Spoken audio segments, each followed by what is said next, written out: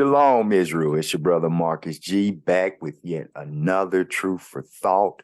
First and foremost, I must give all praises, honor, and glory to the Most High.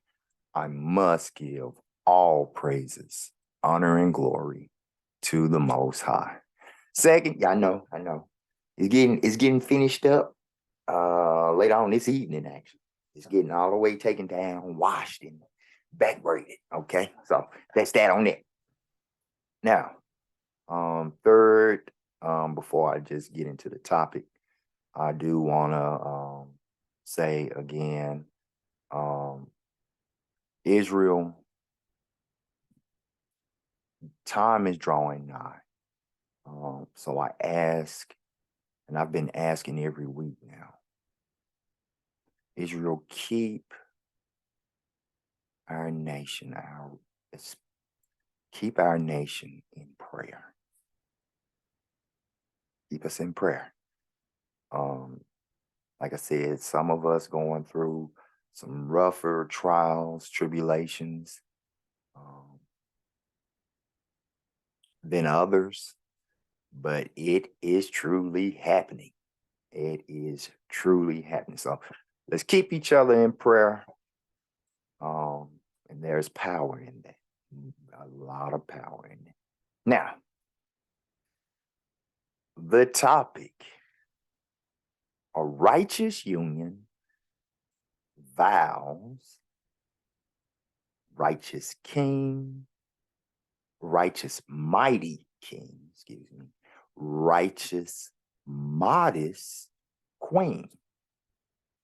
Now, this particular truth for thought, I'm not going to have anything from the world. This is all scripture, this truth for thought. And the first scripture I want to get is also going to be the scripture that I'm going to close with.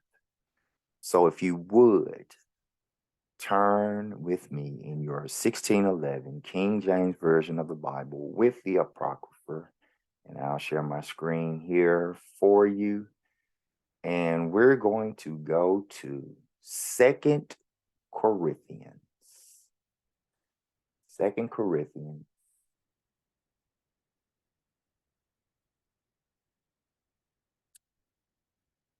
On 2 Corinthians, we're going to chapter 6 and verse 14. The reason that I'm going to do this first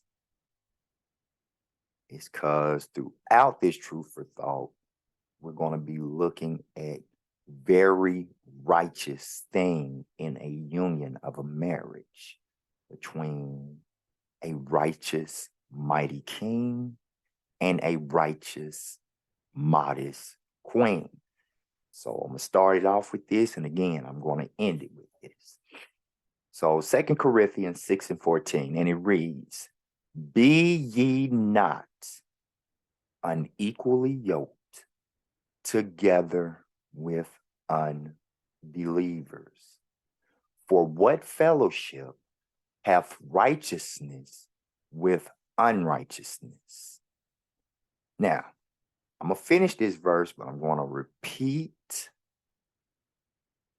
the title of this truth for thought.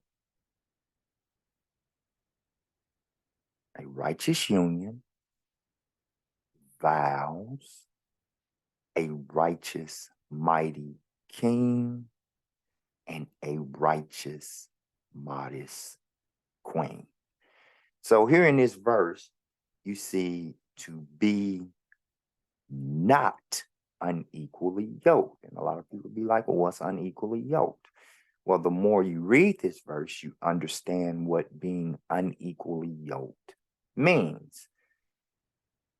Together with unbelievers, for what fellowship hath righteous, such as a righteous mighty king or a righteous modest queen, with unrighteousness?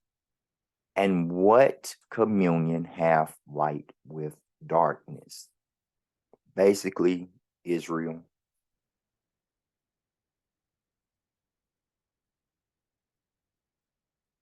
It's impossible to have a righteous union if there's a righteous, mighty king and an unrighteous queen, or if there's an unrighteous king and a righteous, modest queen. It's impossible to be equally yoked. That's why it says, for what fellowship hath righteousness with unrighteousness? They are not meant to fellowship amongst one another. Okay, so keep that in mind. Keep that verse in mind. All right, I'm gonna stop sharing my screen because I want to share my screen with something else. Because the first thing we're going to talk about is vows. VOWS, vows. So I'm gonna share my screen. This is the only thing. Well, I apologize. I don't want to lie. I do got something from the world, but it's the biblical definition of the word vow. And as you can see here, it's voluntary promises which, when once made, were to be kept if the thing vowed was right. They were made under a great variety of circumstances. So I wanted to go, and I'm going to share this with you as well. And I want to get some synonyms. I'm not going to read this whole list, but some synonyms of the word vow. And they are oath, pledge, promise, bond, covenant, commitment, avowal, profession, to profess, affirmation and affirmation of, attestation and attestation of, an assurance, word or word of honor. And I'll stop at the next one, a guarantee. So now I'm going to look at just a worldly definition of the word vow. A solemn pledge to oneself or to another or to a deity to do something or to behave in a certain manner.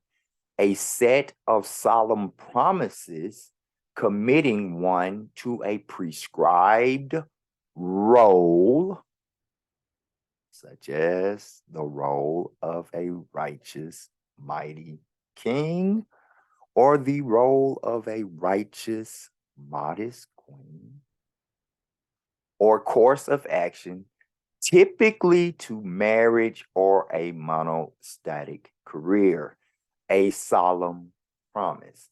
So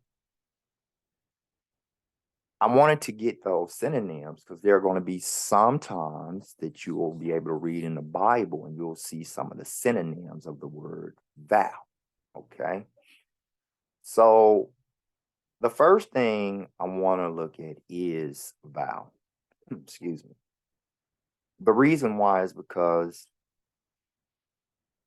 I have come to find that many people don't truly understand the importance of a vow, nor the significance of keeping said vow. All right.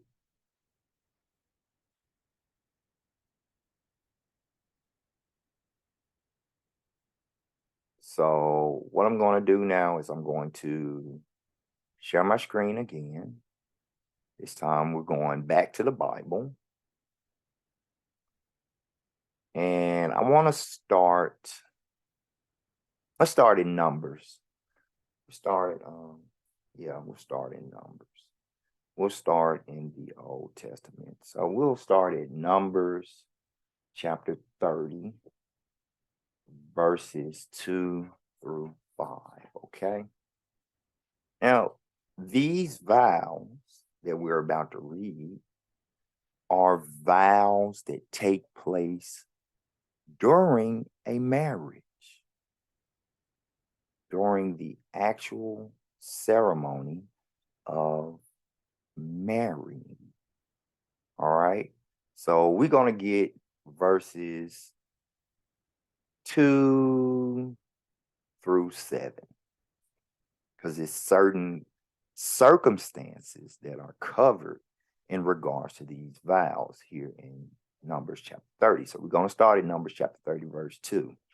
If a man vow a vow unto the Lord, and I'm going to stop right there, because I want to, for those of you that have been married, and also for those of you that look to be married, I want to establish an understanding with you right now.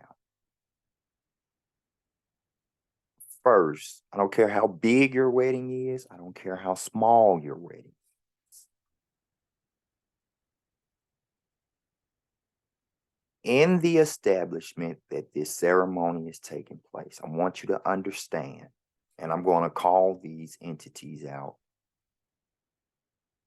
in a very specific order, which mirrors the order of the household of a righteous household, which would be the Most High, then Yahweh Shai, the king, then the queen. All right.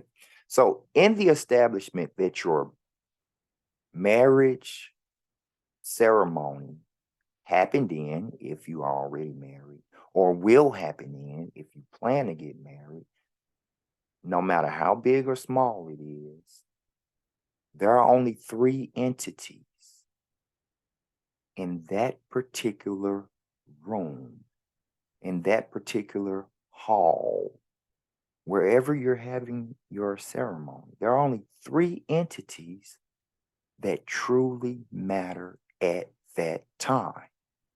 And those 3 entities are the Most High,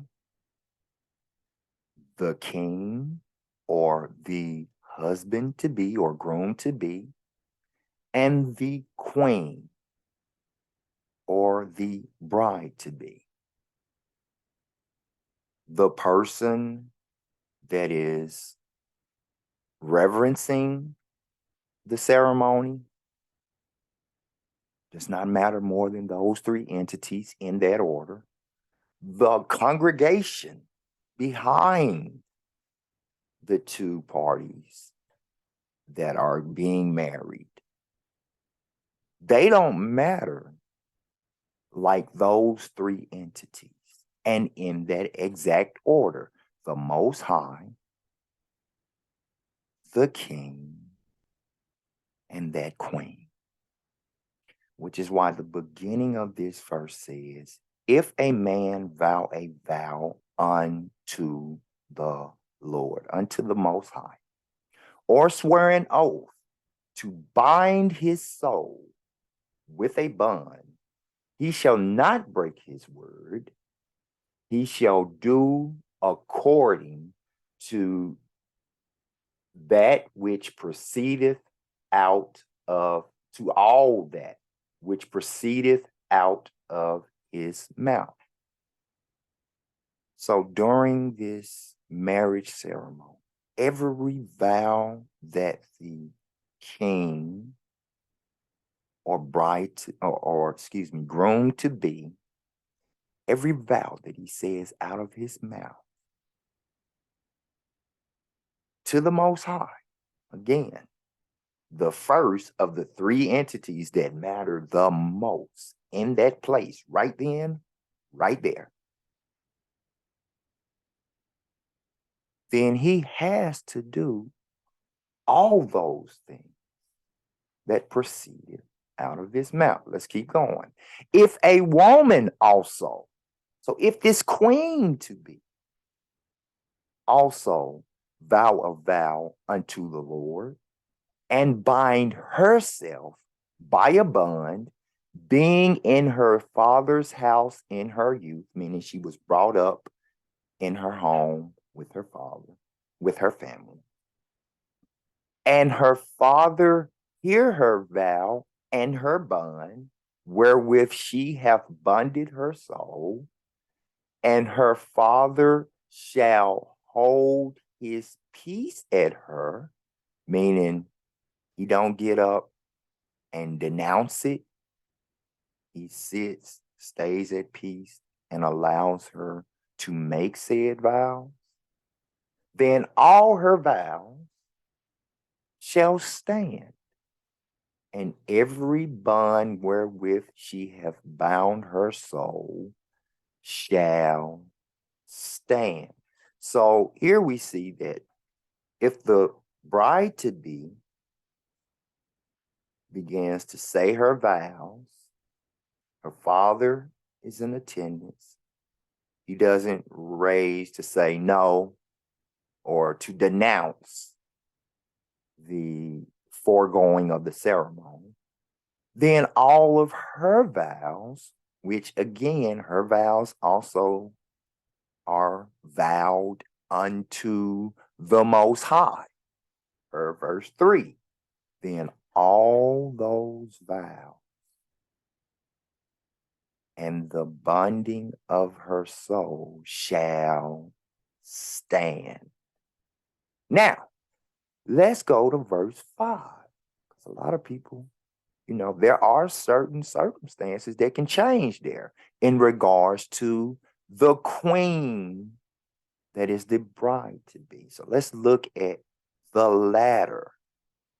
But if her father disallow her in that day that he heareth, then not any of her vows or of her bonds wherewith she had bound her soul shall stand, and the Lord shall forgive her, because her father disallowed her.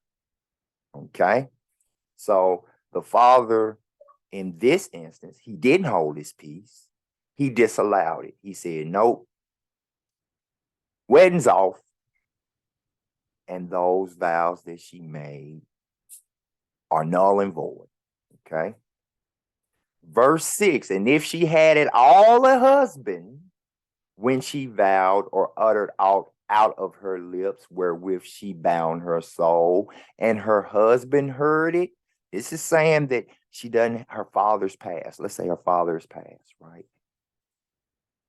Now it's just the king, that's the groom to be, and the bride, that's the bride to be. She has a mother, yes, the mother's in attendance. No father in attendance for the bride to be. If this is going on, and the bride and the groom to be is right there, and her husband heard it and held his peace at her in that day that he heard it, then her vow shall stand, and her bonds wherewith she bound her soul shall stand. So let's say her father had passed, right? They're standing there, she's saying her vows, and the husband to be doesn't disallow the vows, then her vows and her bond shall stand. So I want to go now to Deuteronomy chapter 23. Deuteronomy, because we're going to take a closer look at the significance of vows. All right. So we're going to go to Deuteronomy 23, and we're going to get verses 21 through 23. All right.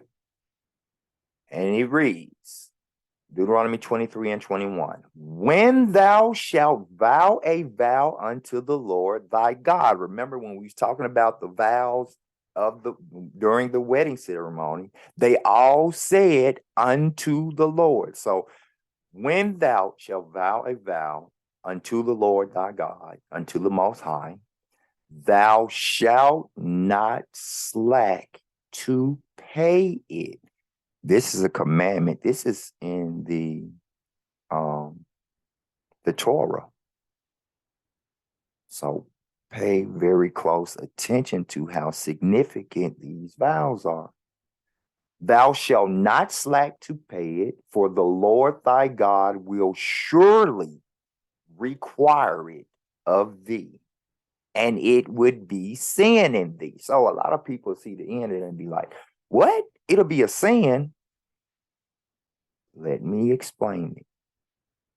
It's a sin because this is a commandment if you slack to pay it. If you do not make good on that's why I got the synonyms for this word, your word or your promise, your commitment, your vow. Verse 22, but if thou shalt forbear to vow, meaning you don't make a vow at all, right? It shall be no sin in thee. You can't sin if you don't transgress the law of, if you make a vow to the Most High, surely you will pay it. You can't transgress that if you never made a vow. Okay. But let's go to verse 23. All right. That which is gone out of thy lips, thou shalt keep and perform, even a free will offering, according as thou hast vowed unto the Lord thy God, which thou hast promised. One of them synonyms, with thy mouth. Now I'm kind of harping on the vows because we're going to read about, and a lot of people refer to these two chapters in books as this. We're going to read about a Proverbs 31 queen. We're going to read about an Ephesians 5 king.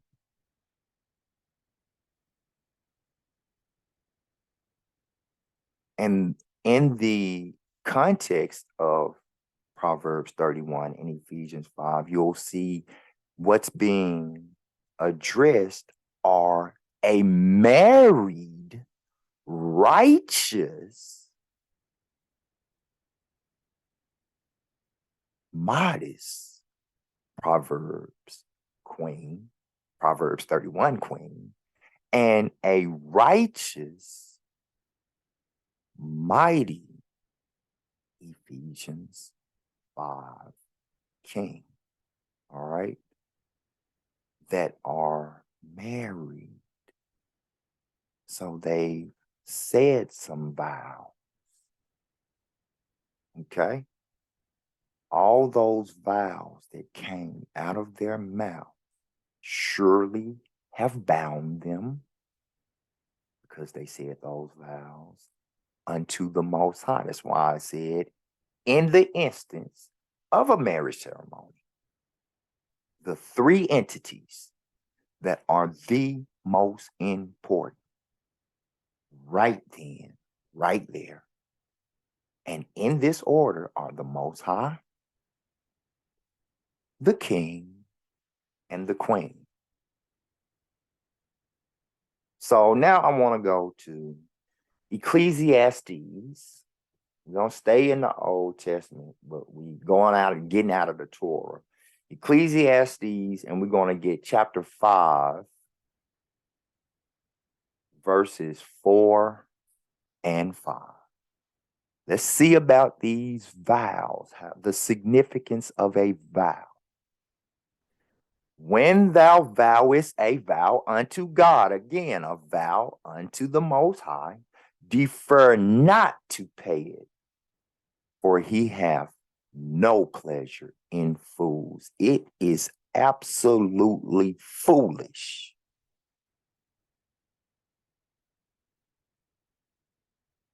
to utter vows during a marriage ceremony if you're not going to keep them. It is utterly foolish. The Most High sees it as foolish.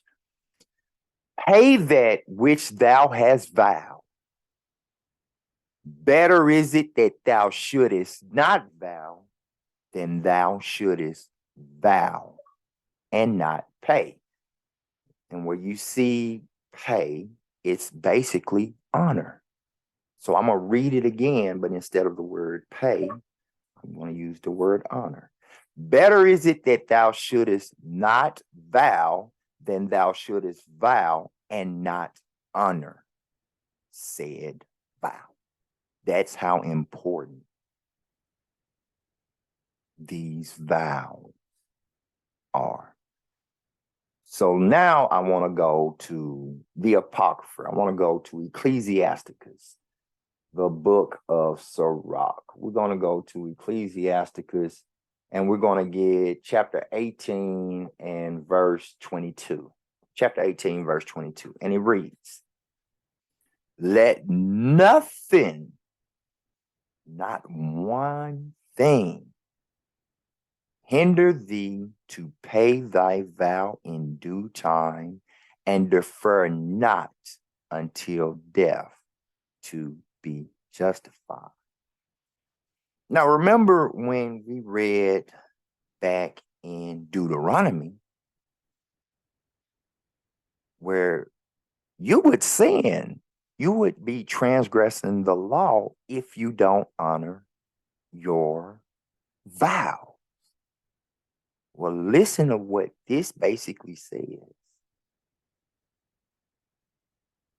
Don't let anything stop you from doing your vows. What I'm going to do is I'm going to summarize this verse. I'm going to summarize the Ecclesiasticus 18 and 22. Don't let anything stop you from honoring your vow in a timely manner.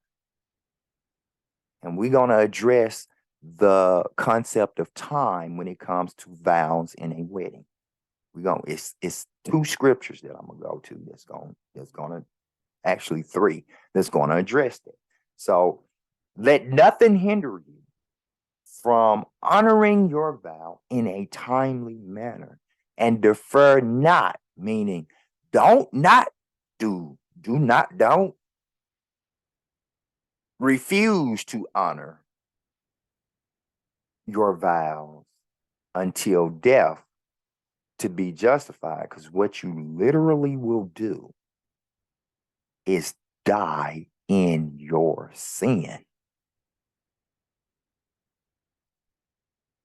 And I promise you, it's going to be hard to justify the transgression of that law. You're going to be hard pressed in your time of judgment. If you opt to do this, you're going to be hard pressed to be able to justify why you died in such a sin. All right. I want to go from there to Job. Let's go to Job. Gonna go to Job 22. Job 22, and we're going to get verse 27. Job 22 and 27. Thou shalt make your prayer unto him, the Most High, and he shall hear thee, and thou shalt pay thy vows. You're going to notice a common thing. The Most High is expecting you to honor your vows. That which you promised out of your mouth unto the Most High. Now, I'm saying all this, but I still want you to keep in mind the very first verse that I did was, you can't be unequally yoked. Don't let that not stay in your mind as well. So what we're looking at right now is the significance of the vows and how to be righteous in regards to the vows that you made, which are some of the cornerstones of your marriage, as these are promises, not just to the significant other. That's why I said in this order, but to the Most High, then to the king, then to the queen.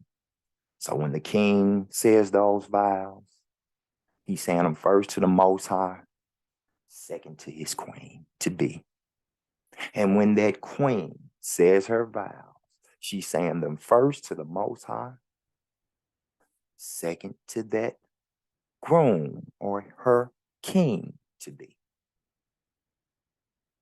But it's extremely, extremely important to understand once you make that vow, that promise. One of the synonyms was covenant. You're literally making a covenant to the Most High. You must honor, not defer, honor that covenant. It is mandatory. Totally mandatory. Now let's go to Psalms. We're going to go back to Psalms. We're going to get chapter 61. Psalms chapter 61 and verse 8. All right. Now, listen to this. So will I sing praise unto thy name forever. Singing praise includes praying. That is still praising the Most High. So will I sing praise unto thy name forever, unto the Most High forever. And I may daily perform my vows. I said we was going to get 3 scriptures that are going to say an increment of time, especially when it comes to wedding vows. So when you make these vows, you must honor these vows always, every day, all day, every day, all day. You made a covenant with the Most High, and you must keep this covenant every day, all day.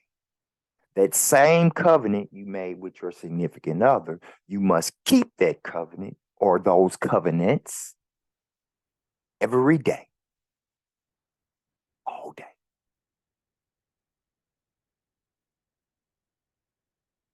Again, we're looking at a righteous union. We're looking at a union where you're not unequally yoked. That's why I'm going to talk about the righteous mighty king and the righteous modest queen.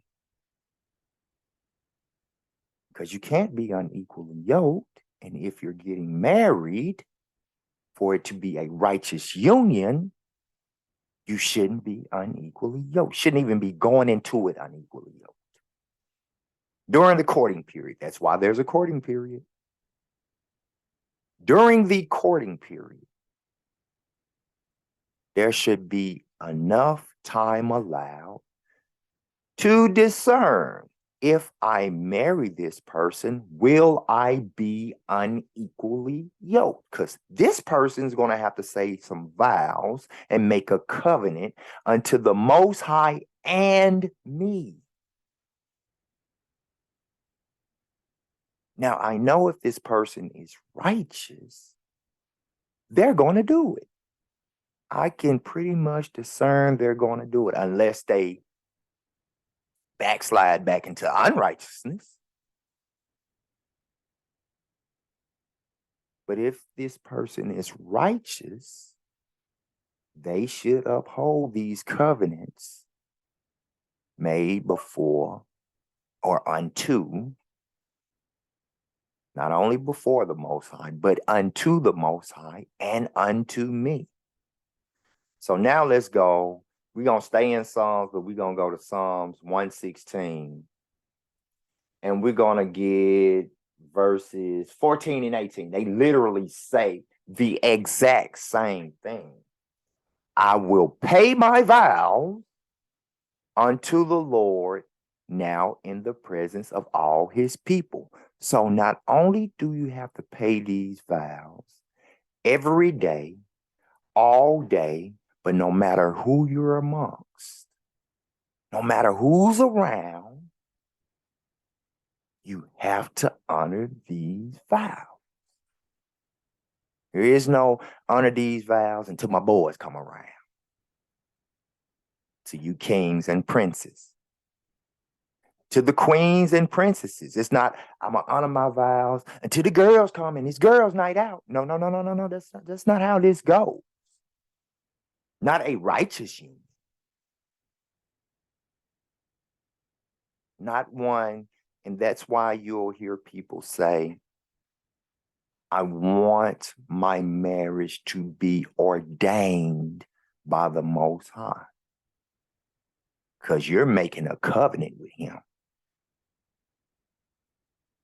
You're literally making a covenant with him and to the significant other. That's why when a lot of people pray in regards to, let's say it's a king and a queen, and they've done their courting period, and they're getting close to the marriage ceremonial date, and they pray together. Listen to this.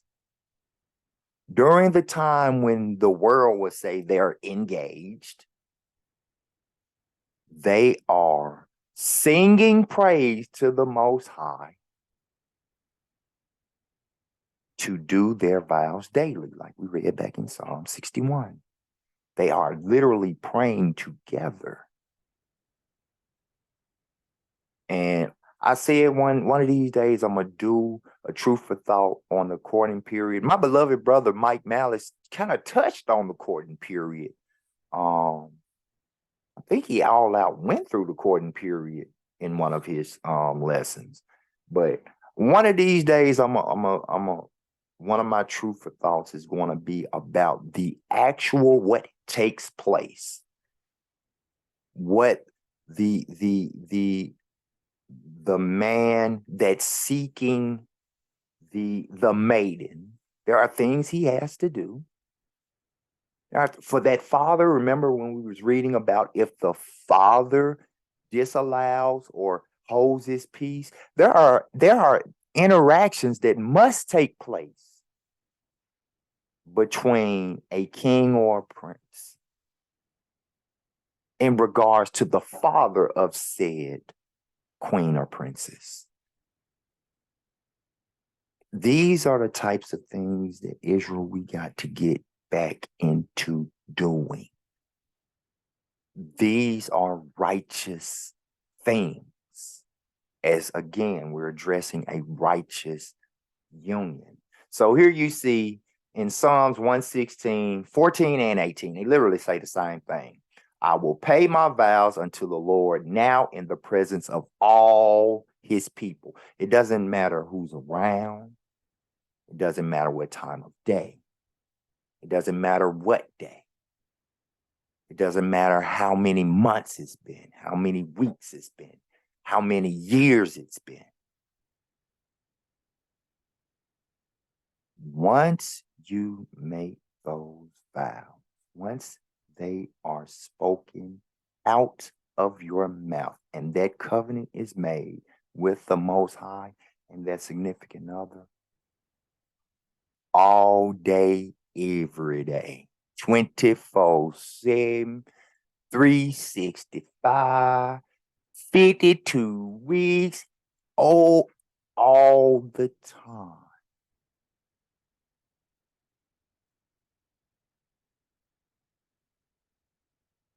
That is the righteous way.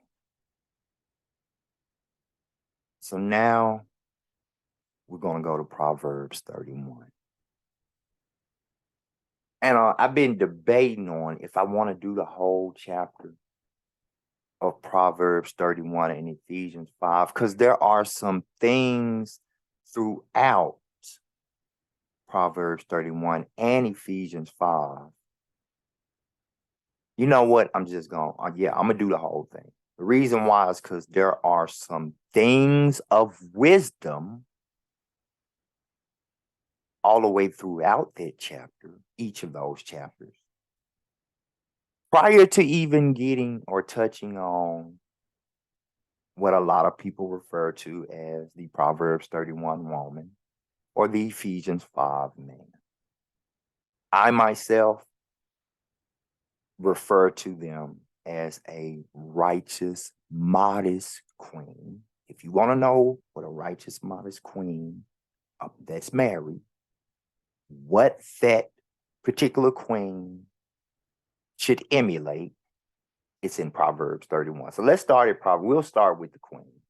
We'll start with the queen. And another reason I want to start with the queen is because verse 1 and 2 has a word that I just talked about, which is vow in it. It has vow in it. So we're going to run through it real fast. This truth for thought not going to be very long, because once we finish with Ephesians chapter 5, I'm going to go and I'm going to read 2 Corinthians 6 and 14 again. Because I do want to stress when Israel, when we're going out, we're marrying one another. We want to do it on, and I'll just use this term, on the correct merit.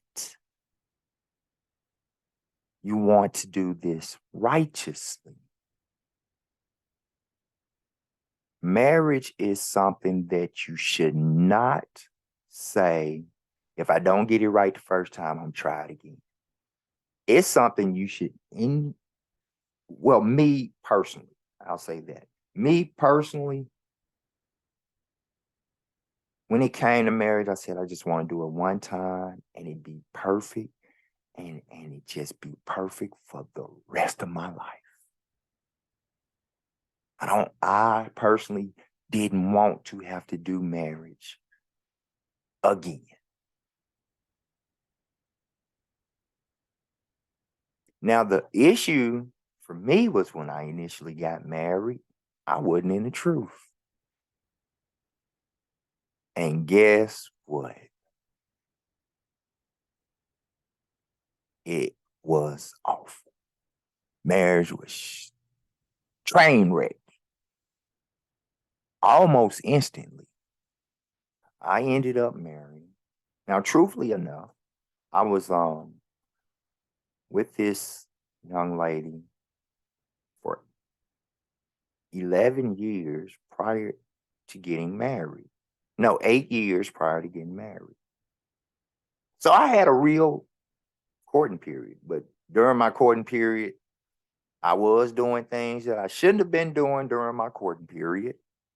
And I'm saying not with anyone else. I'm saying with her, I was during the courting period. There's not supposed to be sexual intercourse. That don't mean you can't pray with your soon-to-be significant other. That doesn't mean you can't go to the movies, go to eat, things like that. But in actuality, the righteous way, total correct way, should not be any sexual intercourse during the courting period. So you can say I had a courting period incorrectly. Very, very incorrectly. All right. Not only that, my courting period was so incorrect, I didn't get to really know her in 8 years. Because in those 8 years, had I really gotten to know her, I would have saw the adulterous ways. So I get married. And during those 8 years prior to getting married, yes, she had cheated a couple of times. Took her back. It's all. I'm me. Don't do this shit no more. I'm telling you, bro. I'm not gonna keep going through this. Second time she cheated, she said, you know what? Forget it. I'm not doing this no more. We just need to get married. And there was another little circumstance that kind of forced me to have to get married. It was a legal thing. It was beyond my control, but I still had an option to actually go through with the marriage or not. So long story short, we getting married, right? Marriage was awful. Marriage was literally awful. Now, even before being in the truth, marriage was a sacred thing to me. I wasn't even in the truth, and I said, I'm not doing this. This is not a rehearsal for a later marriage, not for me. This needs to be, I need to get this right the first time. Now, I was doing everything I was supposed to. I literally, not in the truth, was very righteous about my marriage. Even the outside of the sexual contact, even during the courting period, I never once committed fornication. With all the temptation that may have come around, I never was adulterous. Right? So, but had I truly righteously done the courting period, which is why because I think back on my situation, and had someone just told me, had I known for myself, had I read this for myself, what could I have avoided? So that's why I'm definitely going to do truth for thought on the courting period. But let me go on and run through Proverbs 31. The words of King Lemuel, the prophecy that his mother taught him. So this is something he was taught from his mother. There's a lot of wisdom that was given to Lemuel from his mother. All right. Verse 2, what, my son, and what the son of my womb, and what the son of my vows. What is his mother saying? You are my son out of my marriage, out of my covenant. So she's asking, what, my son, out of my covenant? So he was born through her keeping her covenant that she made. Give not thy strength unto women, nor thy ways to that which destroyeth kings. Now, I want to be very, very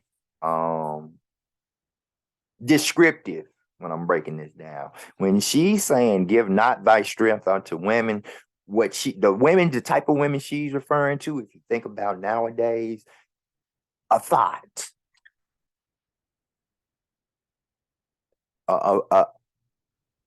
a young lady that refers to herself as, I'm a bad bitch. No, don't do that, son. That's a very wise, if some of our princes would not give their strength unto just any woman, a lot of these princesses would change the things they do. Because the dude they got a crush on won't talk to him. And I asked him why, and he said, because you always twerking. And all the other dudes love to see you twerking. So now she like, okay, well, I'll stop twerking then. A lot of these, that's why I said I didn't want to really go through this whole chapter in Ephesians, but there are some little nuggets all the way through this that if we just start instituting these things, a lot of things would change just from the actual behavior. It's going to change some behavior patterns. Let me keep going. It is not for kings, oh, Lemuel.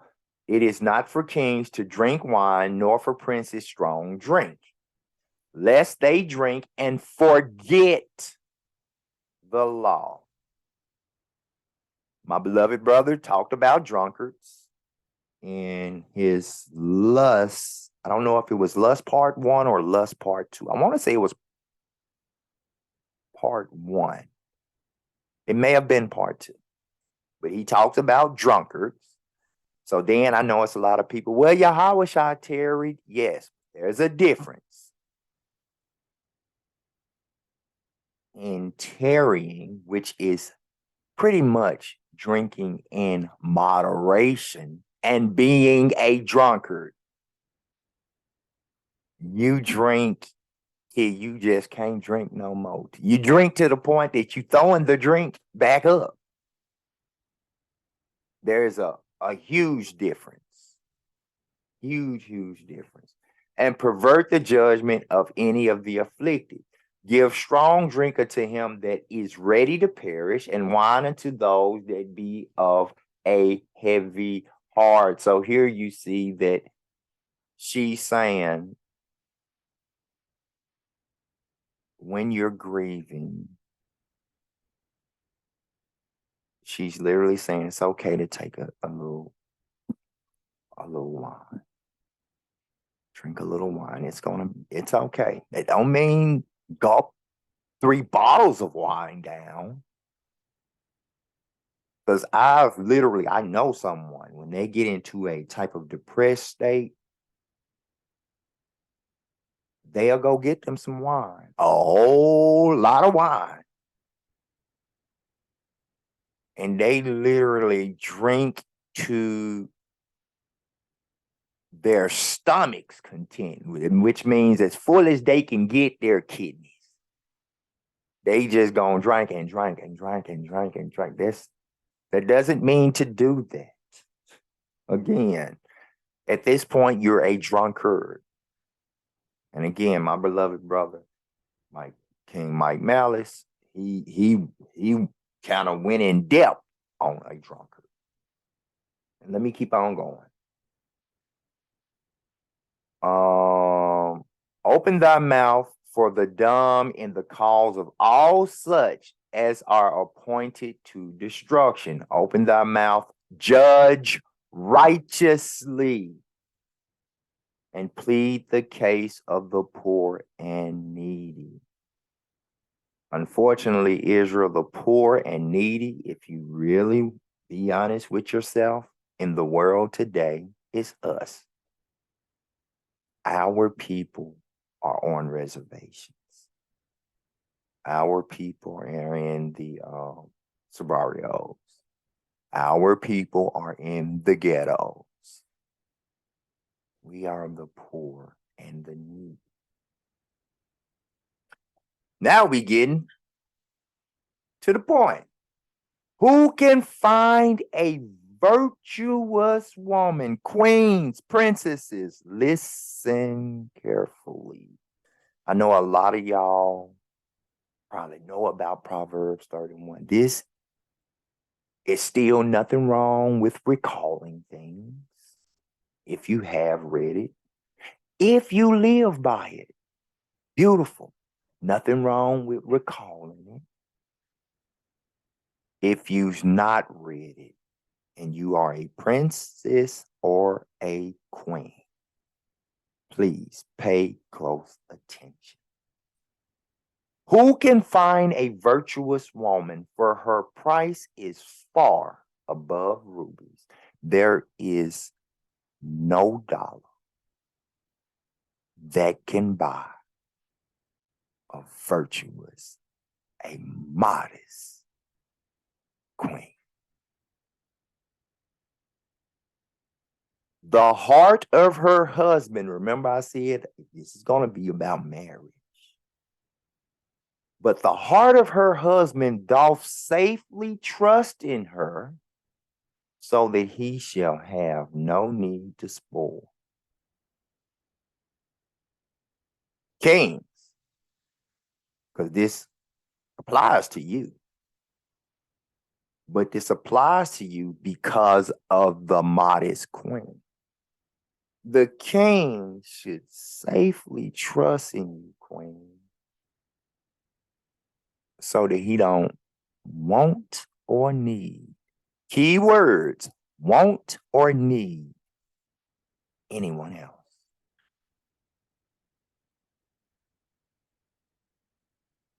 It is like that simple.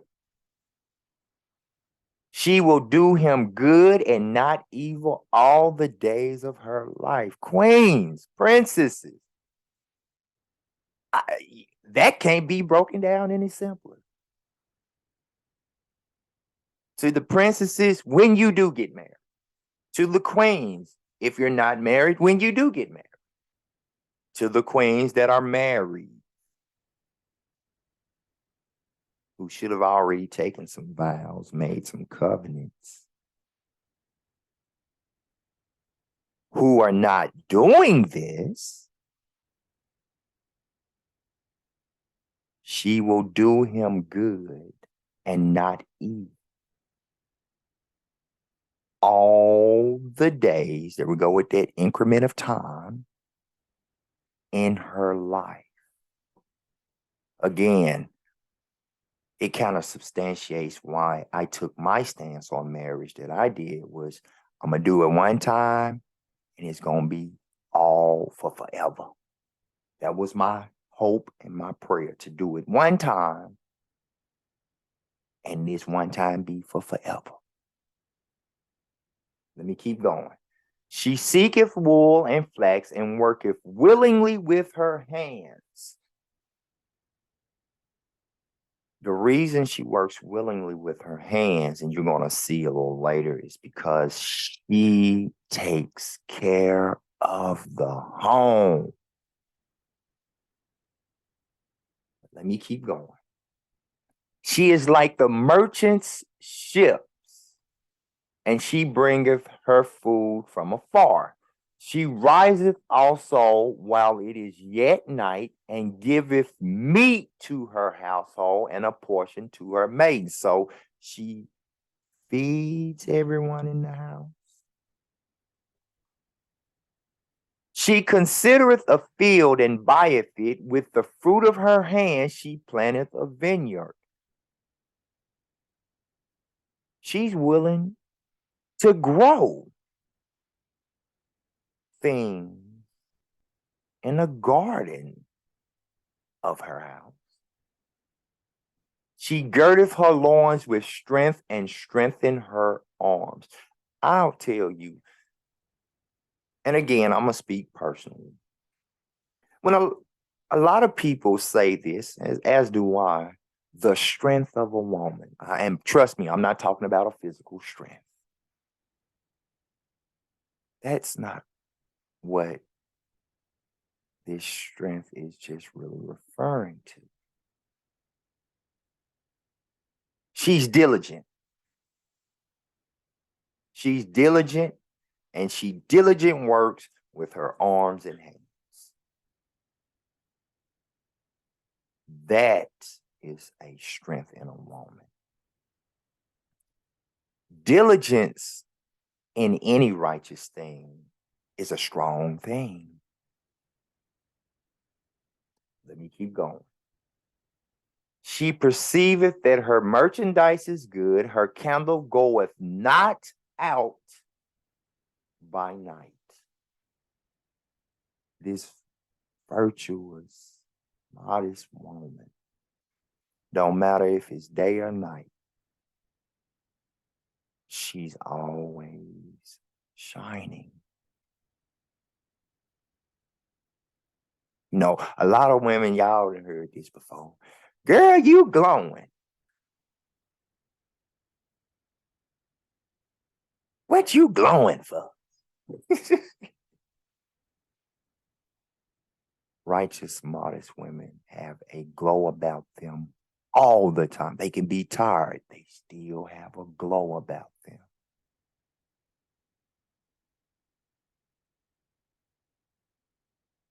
It's just something about that righteous, modest, virtuous woman. Let me keep on going. She left her hands to the spindle, and her hands hold the distaff. She stretcheth out her hand to the poor, yea, she reacheth forth her hands to the needy. I think we read about the poor and the needy a little earlier. And it was Lemuel's mother telling him to do the same thing as a righteous king. So a righteous, virtuous woman is the same way. Again, in today's time, those poor and needy people are our people. She's willing to help our people. There was a phrase we used to say, it take a village to raise a child. I promise you, I look around today and it's people who are more seasoned than me that'll see a younger person about to do something foolish and won't say nothing. Then I literally go up to him and be like, man, if you don't chill out with this foolishness. It is when certain concepts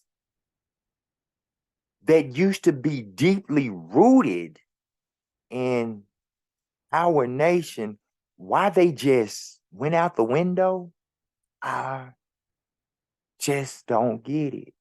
Because I know I wasn't the only one that was raised that way. Hell, I raised my sons to be that way. But somewhere, somebody didn't do some raising. Not correctly. Now, I know a lot of it can be accounted for. Well, at one point in time we had, and it's more prominent now, babies having babies. Yeah, that is true. So who didn't raise the first baby that's now having a baby? Some type of accountability has to be. We got to start taking accountability. This Bible holds us too much accountable. If you are a righteous Israelite, one thing that you shouldn't have a problem with is being held accountable, because we all know our people have no problem with holding others accountable. But what's one of the things that sets you apart, Israel, as a righteous Israelite, that's one of the things that sets you apart. You truly will hold yourself accountable and understand the Most High holds you accountable. Thus, you live righteously. You walk in the path of righteousness. So thinking about the babies having babies, somebody got to be held accountable for not raising that first baby, not being there. And I'm going to be honest, if you really, really want to call a spade, a whole village should have been helping to raise that child. So it's a village of people, a number of people that should hold themselves accountable each time one of these babies has a baby. And that's just the truth. I know it's some folks, well, that ain't my business. Okay, it ain't your business, right? Now that all sounds good, and I'm not saying that it's the case, but I have actually heard women say that ain't their business. Then they come to find out, but their 14-year-old son is the father. Yes, while you talking all that nonsense and foolishness, yes, that is your business. We got to, my people, complicate simplicity. We got to go back to the very, very simple things. It was oh so simple in a certain day. For me, it was oh so simple. I used to till the ground behind this very house that I'm at right now. This is my grandmother's home. I'm here helping to take care of her. I'm blessed to still have her, and she's 90 years old.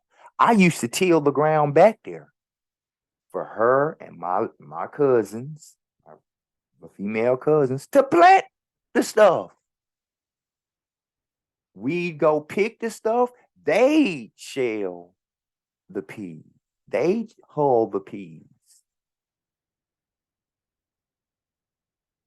This was a whole family.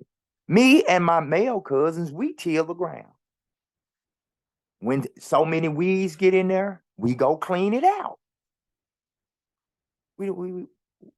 Where did things like this go? What happened?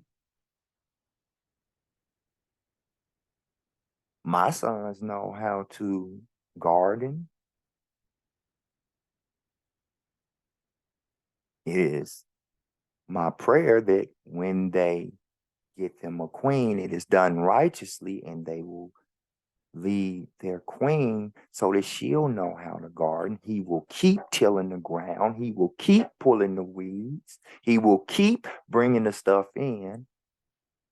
And she does her part as a virtuous woman. Let me keep going because I'm starting to reminisce about stuff. I'm going all off track. Let me keep going. She is not afraid of the snow for her household, for all her household are clothed with scarlet. She makes sure they are all clothed. Everybody warm.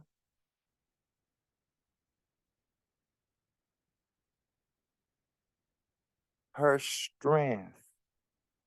It's a different strength than the strength of a man. Sometimes a man got to literally physically be strong.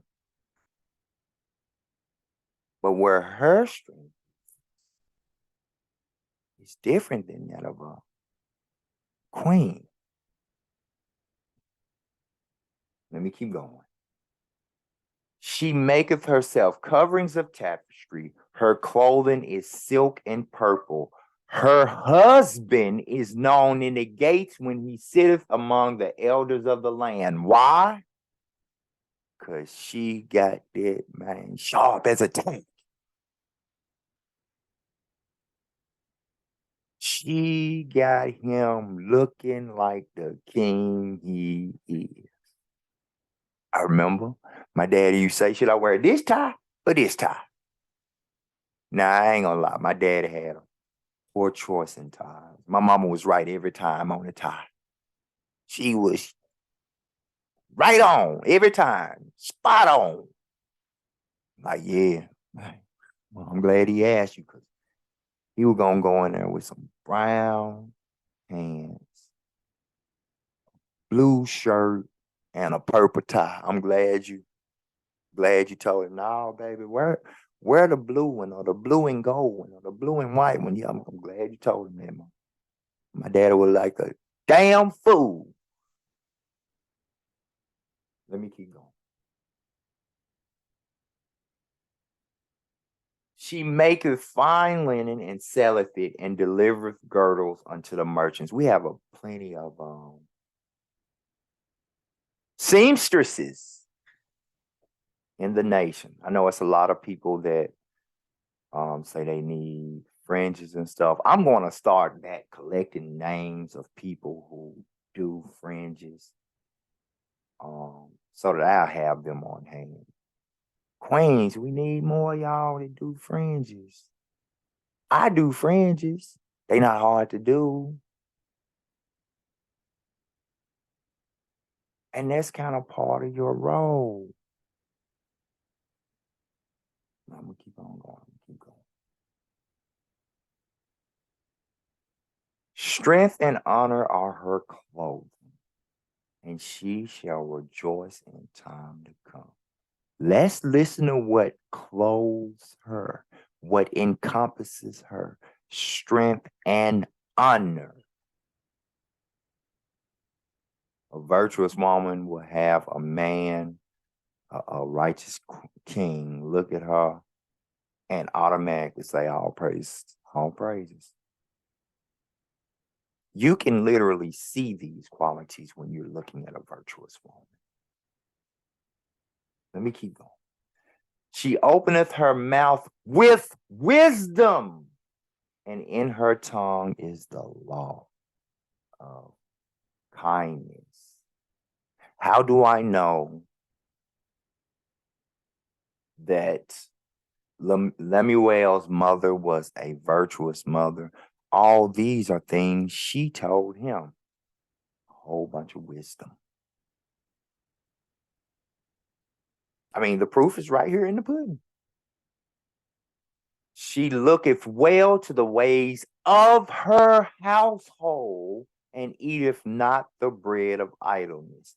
She is always taking care of business, and it's taking care of the household.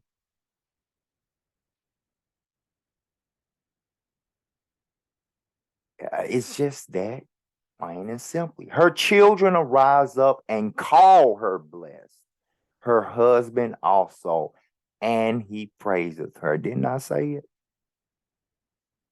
A virtuous queen, a righteous, virtuous queen. No, I'm telling you, a king will get up, pray for the morning, look at his queen, and thank the Most High again, right then. Right then. Many daughters have done virtuously, but thou excellest them all. Favor is deceitful and beauty is vain, but a woman that feareth the Lord, she shall be praised.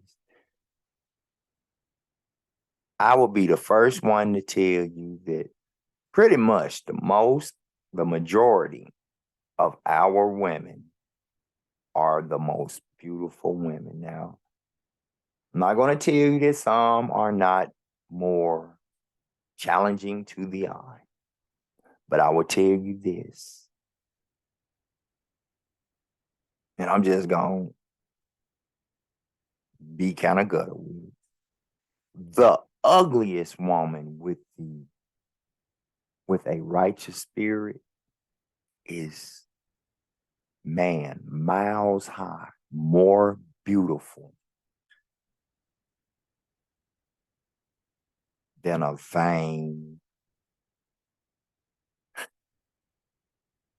woman that paid so much money to have her body worked on, and she get her nails done every other week or every week. She paid $300 a week for her hair. And her spirit is wicked evil.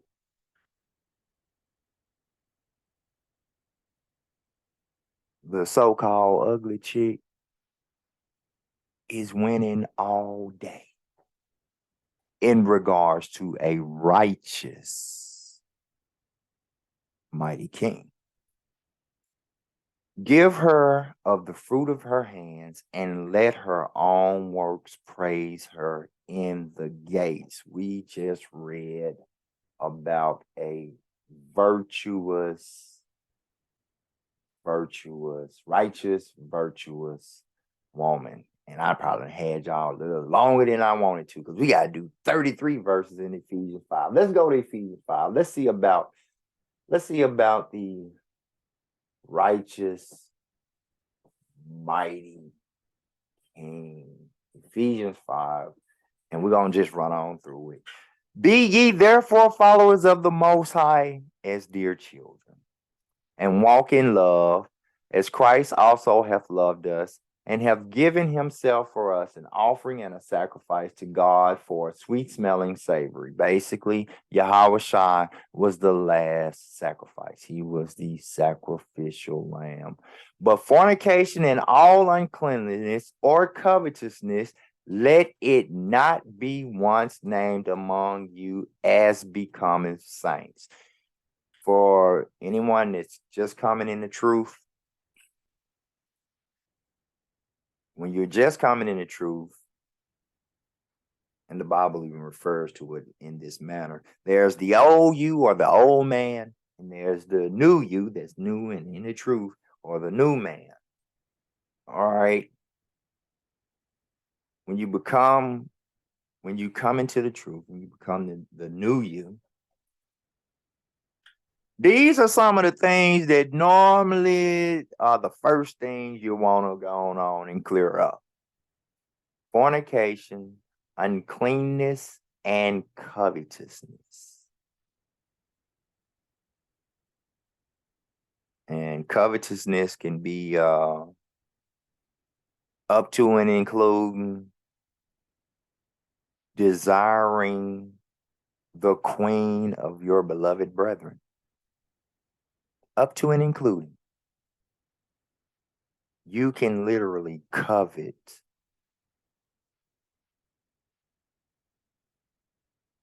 the queen of the next man. So there are some things you definitely want to. The next verse even go even further.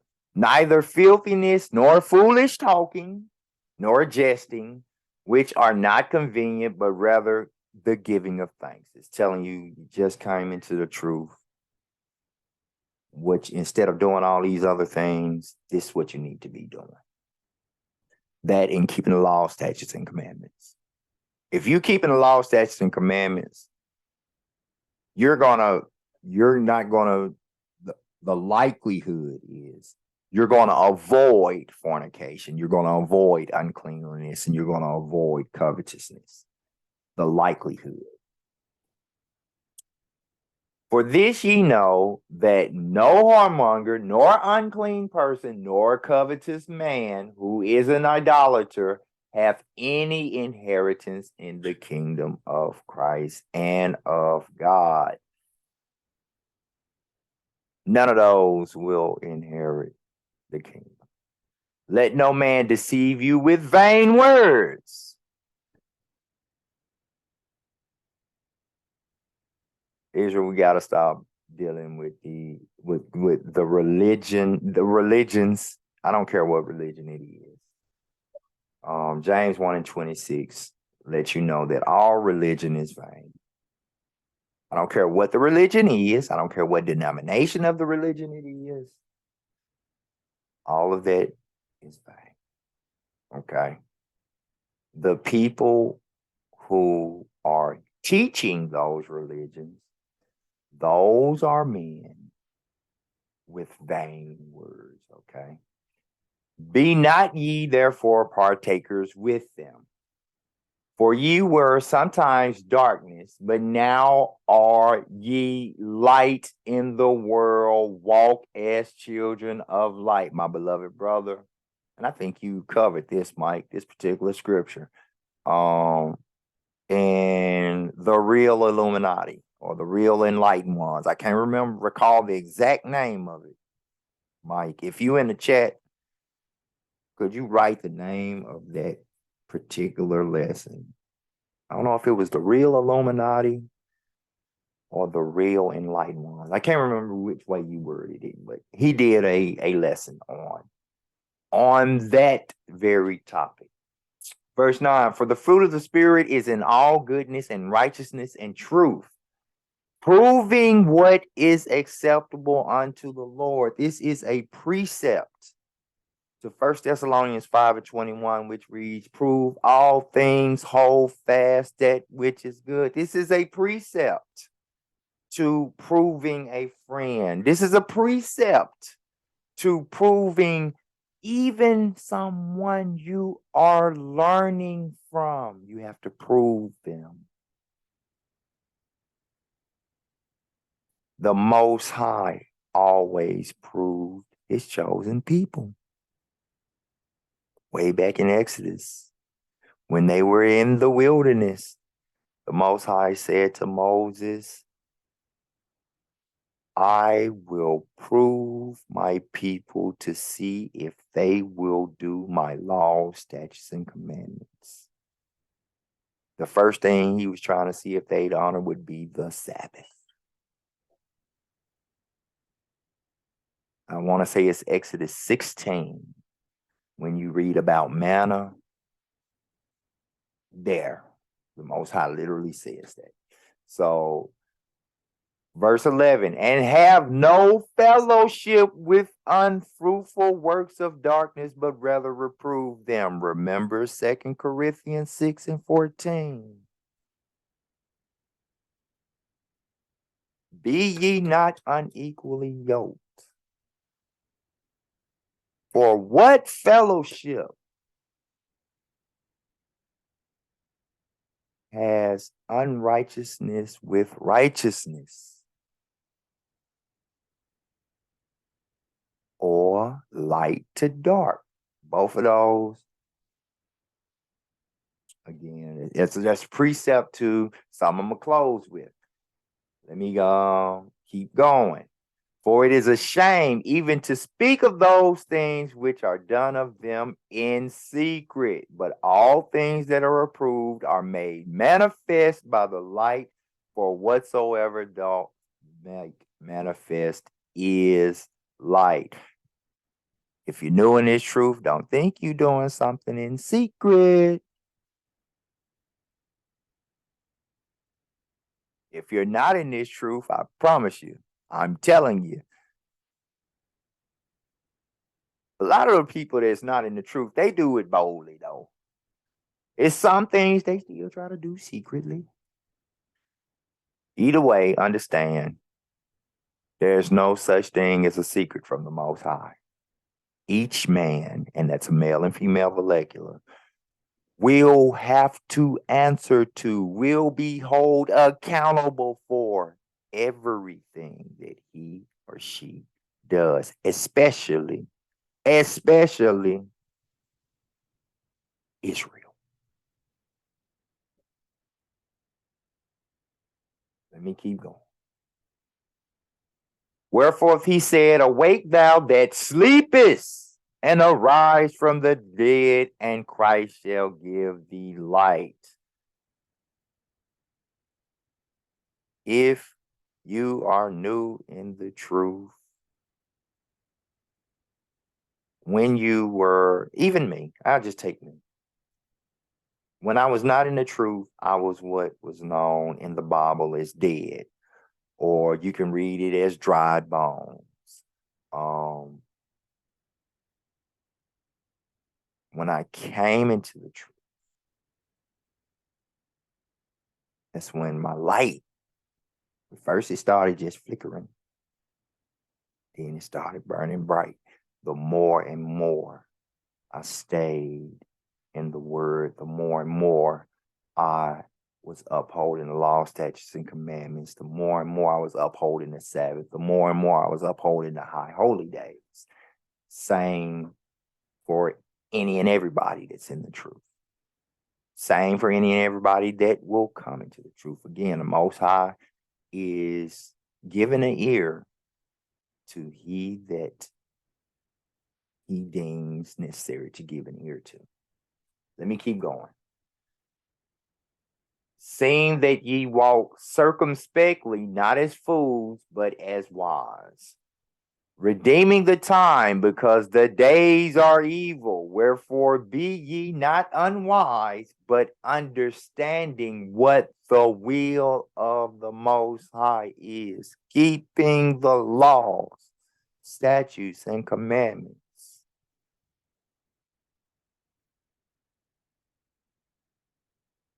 Cannot stress that enough. And be not drunk with wine, wherein is excess. Again, talking about the drunkard, but be filled with the Spirit, speaking to yourselves in psalms and hymns and spiritual songs, singing and making melodies in your heart to the Lord. We went over in Psalm 61:8. Singing praises to the Most High. And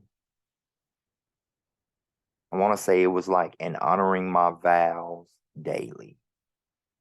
About like that. I know that's a summarization. I'd have to go back to it to read it exactly. But again, just reaffirming the same thing.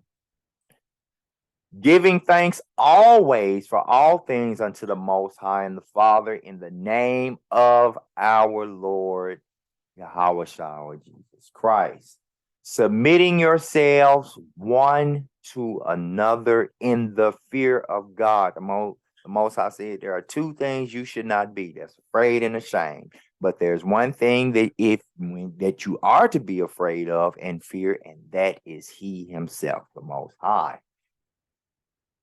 Wives, here we go. We're getting to the point. Wives, submit yourselves unto your own husbands as unto the Lord. I'm not gonna go in on this. My beloved my beloved brother Mike Malice did 2 lessons on multiple wives, a type of concupiscence, a type of sexual lust. If you have not seen them, I implore you, go check both of them out. One is multiple wives, the other is the funeral of multiple wives. For the husband is the head of the wife, even as Christ is the head of the church, and he is the savior of the body. So now it's going to start talking about this mighty king, this righteous, what it is to be a righteous, mighty king. Therefore, as the church is subject unto Christ, so let the wives be to their own husband in everything. Again, my beloved brother Mike Malice did a couple of lessons on multiple wives. One is called Multiple Wives. The other is called The Funeral of Multiple Wives.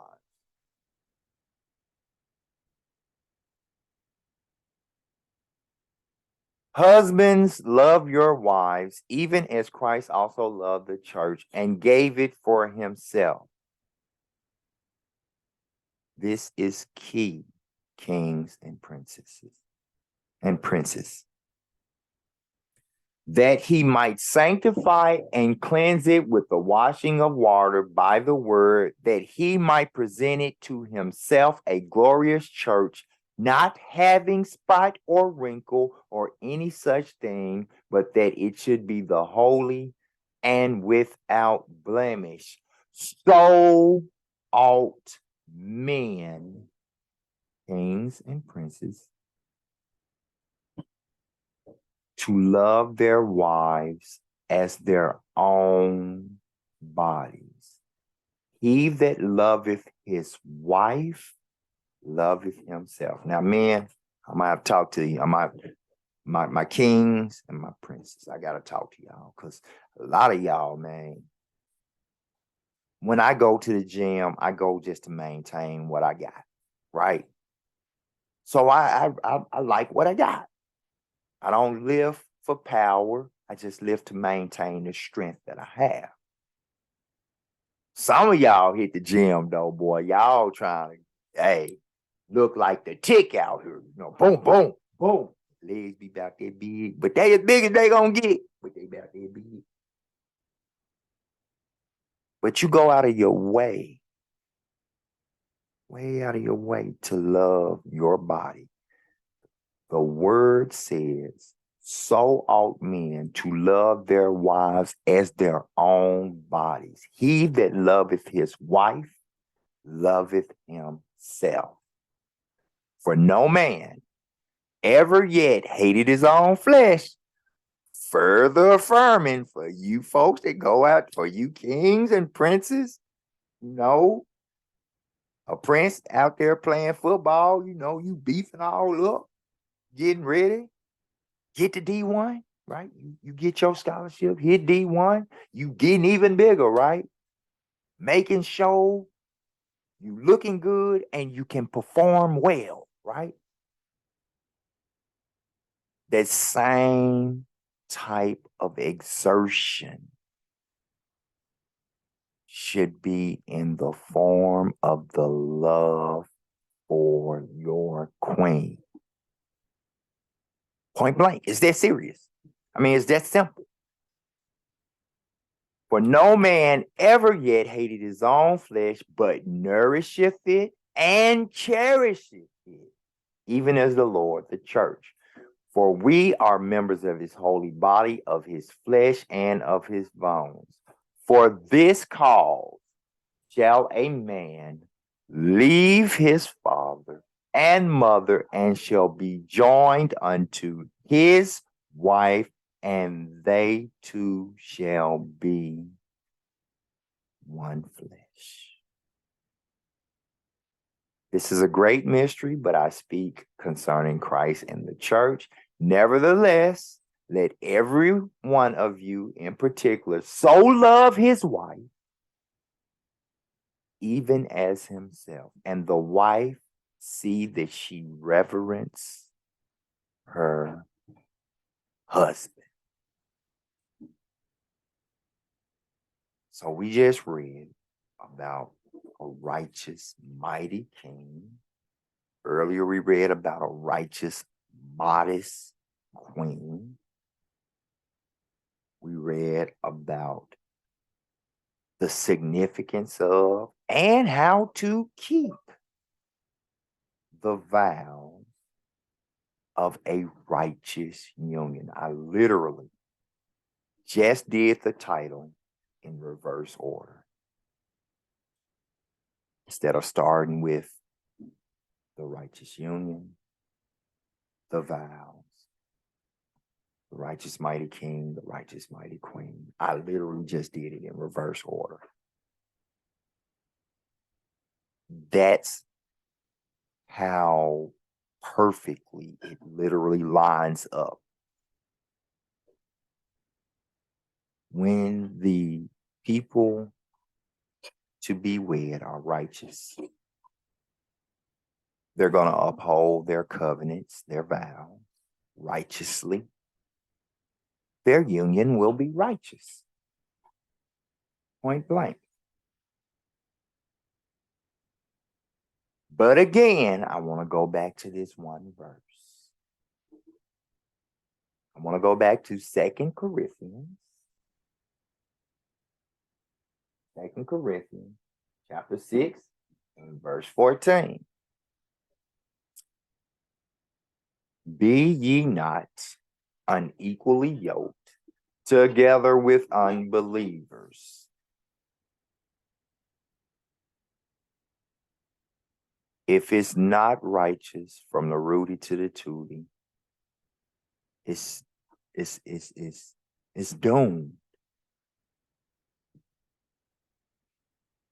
Even down to, are you equally or unequally yoked? For what fellowship hath righteousness with unrighteousness? Yet again, and what communion hath light with darkness? With that, Israel, I want to say, it's a lot of things that are in the Bible we have to come back into recollection of. We have to make these things a practice. We have to make these things, we have to teach these things for the continued righteous practice for the younger generations. So, this was on my heart because I spoke with a queen, and I'm not going to say her name. She's in an unfortunate situation, and she's unequally yoked. Marriage hasn't been long. It was doomed from the beginning, Queen. I wanted to say it to you, but it just wasn't the time never, the correct time to say it just never came up.